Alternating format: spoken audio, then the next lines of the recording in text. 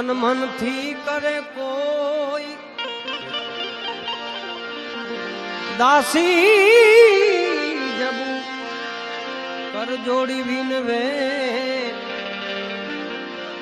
અનુભવી ચક્ષુ કોઈ દાસી જબુ કર જોડી વિનવે અનુભવ ચક્ષુ કો સદગુરુ અવિનાશી પ્રગટ